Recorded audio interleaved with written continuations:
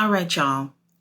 Before I get into the review, I just need to vent. I need to vent. The other last week I had told y'all that for Ring of Honor, Kyle Fletcher is going to be going against Atlantis Jr. This Friday, which was today, for the TV title. Did you know that motherfucker won? Kyle Fletcher lost the title. And I'm looking at this, I'm just like, you got to be kidding. You're kidding me, right? Now look, this is not about me playing favorites because obviously I prefer AEW over CMLL. It's not that. It's the fact that Kyle Fletcher is the only person who's been so consistent within Ring of Honor with defending these titles. Not only has he been defending the titles, he has been having the best matches over there in Ring of Honor, and he loses the title on some show that most people won't even watch. And I don't get that. I don't get that. He's been more active than Mark Briscoe, his damn self, who has the world title, who's finally showed up out of the fucking blue on Ring of Honor this week. Meanwhile, Kyle Fletcher been holding it down for the longest now, since he's won that TV title back in December. And I just can't believe how they just end up taking that title from him. Now, I've already seen some people say that maybe Atlantis Jr. and Kyle's going to have a rematch on Forbidden Door. And I'm just like, where? Where are we going to squeeze that in tomorrow night? It just is wild. You know what I mean? We already have 13 matches, 3 of those being part of the pre-show, 10 matches on the main card. We cannot squeeze another match on there. It's already pretty bloated at this point. I do think it's going to be a really great pay-per-view, but I just don't understand why that ended up happening. This is a poor decision, in my opinion. They could have sacrificed someone else.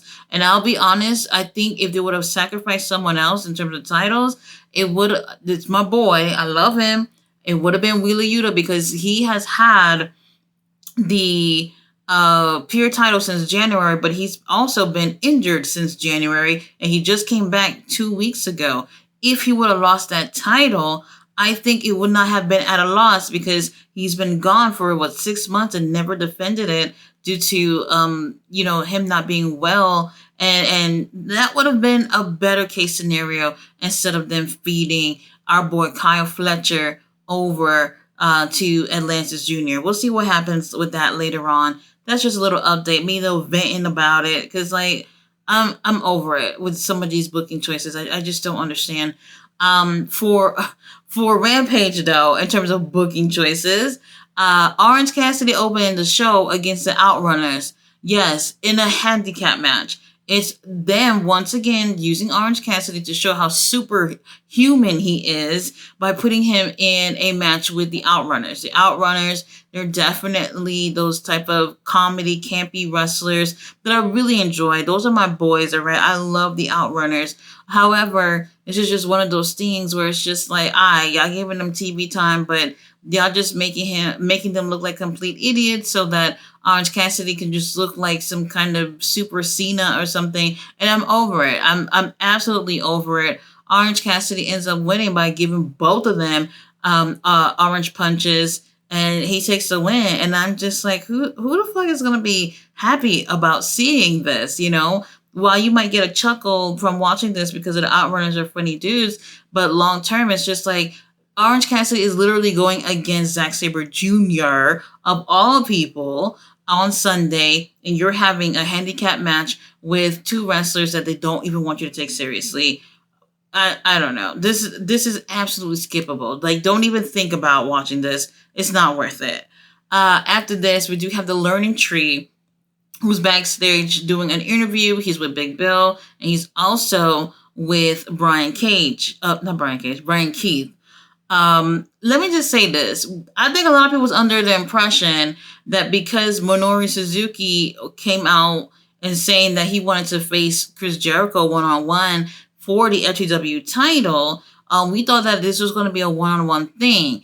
Now, what ended up happening is here on Rampage, Chris Jericho is letting us know, no, it's not going to be a one-on-one match. that they're going to have a mystery partner for him and Big Bill. They're going to be teaming up with somebody that we're going to find out who it is on Collision, and they're going to go against Hook and them. And I'm just like, what the fuck? What the fuck? We don't need this on the damn card. So I don't know. I don't care about this one either.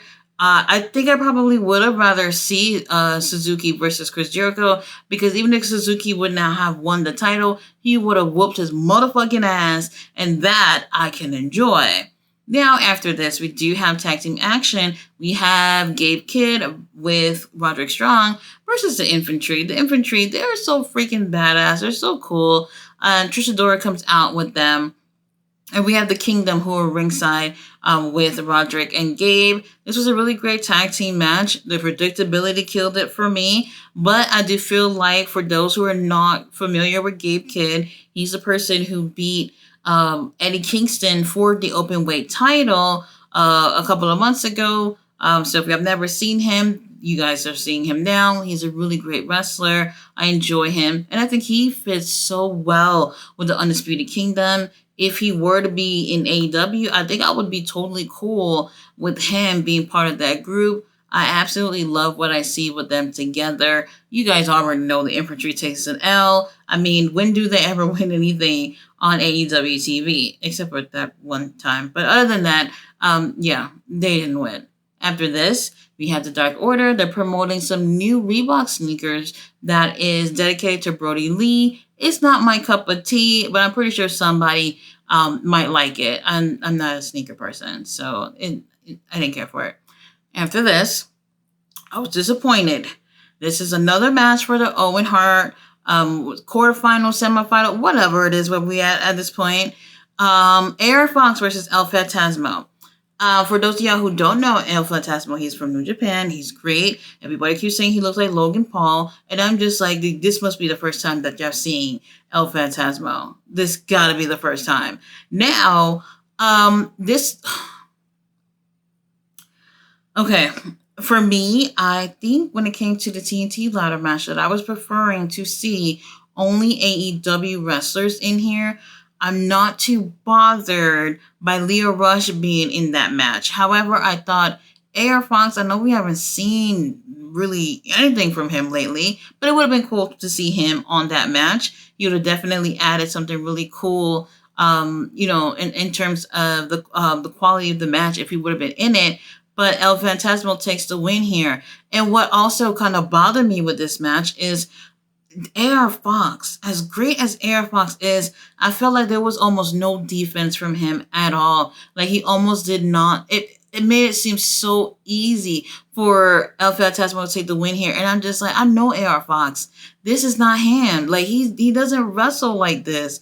And I felt like as great as El Phantasmo is, they didn't have to come to this point to make it seem like AR Fox was damn near defenseless against him. They could have had a really great match where it could have been neck and neck, and then El Phantasmo could have won. So for me, not surprised at the result, but how the match went, I just was not feeling it. I wasn't feeling it. I don't know. I don't know. I don't recommend this match. After this, we do have Deonna Purrazzo, who is talking shit about Hikaru Shida. She's going to be facing her for the Owen Hart quarterfinals, whatever finals they're in right now. And that's going to be on Collision. That's going to be interesting. This is one of those ones that I actually can't predict. Hikaru Shida or Deonna Purrazzo. We've seen a lot from Deonna, and Deonna even calls Hikaru Shida a part-time wrestler. She goes, this tournament is not for no part-time wrestler, so girl, you're going to get your ass whooped, and Deonna's going to end up advancing in the tournament. And I was just like, you know what, she makes a point. We haven't seen Hikaru Shida for a while. Deonna been putting in work. I would prefer to see Deonna move advancing into that tournament because of that specific reason. After this, we do have Dalton Castle versus Takagi. Oh my God. Dalton Castle comes out. These new boys are not it for me. And for the first time ever, they did not show Dalton Castle, walking on the boy's back and them helping him take off his clothes and all that stuff. Like that whole entrance that Dalton Castle normally has. For the first time, we actually did not see it. They cut it to show Brian Danielson and Takagi, a preview of their match coming on for Forbidden Door, which I thought was oddly placed, like right there. Long story short, Dalton Castle get his ass whooped and dragged all over the damn fucking arena by Takagi. Another wrestler that I'm like, okay, he's great in the ring and also didn't have much defense here. So Takagi was pretty much in control pretty much the whole match. And I'm just like, why do we have to get to this point? Like, we know Dalton's great. We know AR Fox is great. They could have been, they didn't have to come off like damsels in distress in these matches, which is just crazy to me. That took the quality of the matches down to me anyway, but it's not unpredictable in terms of seeing Takagi taking this win. I saw it for what it was. This right here wasn't that great. After this, we have Saraya Harley Cameron back there. Saraya's going to go against Mariah May at the pre-show, and basically she's saying that she's going to take the win. She wants to go on and face the women's champion at All In, since that's the prize you win. If you win the Owen Hart tournament, you get to face the women's champion at All In, and she wants to win in front of everyone in her country. Probably not going to happen. All right, so main event, we had Queen Aminata versus Sky Blue for the billionth time. Queen Aminata takes the win. I think when it came to this, maybe I enjoyed this match more than all the other matches. I think it was best case scenario for Queen Aminata to win. She has her eyes on the Ring of Honor TV title, and she's been looking good so far. And I felt like, why bring her onto AEW TV, put her in the main event, and have her lose? So it would have been best case scenario for her to win. She does take the win. For whatever reason, Sky Blue, her face looked different. Something about her looked different. Girl, please, no procedures. You're a pretty girl.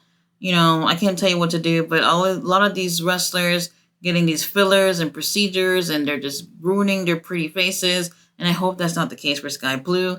But they do have a really great performance. Queen Aminata rightfully takes the win. She goes and hugs Sky Blue after the match, and then Sky Blue goes on and whoop her ass until the point Red Velvet comes out and helps Queen Aminata, and Sky Blue makes a run for it like a chicken to the back. This was absolutely skippable. This is one of their last-ditch efforts to make Forbidden Doors seem like it's a bigger deal than what it is. And unfortunately, this wouldn't have won anybody over with Rampage. Now, Collision is a different story. They have really great matches, and it seems like it's going to be a better show. So that might get people a little bit more hyped for Forbidden Door. Rampage, skippable. Skip it at all costs, but do whatever you want. But don't say I didn't warn you. Guys, thanks so much for watching my review. I'll be back tomorrow with a review on Collision. See you guys then. Bye.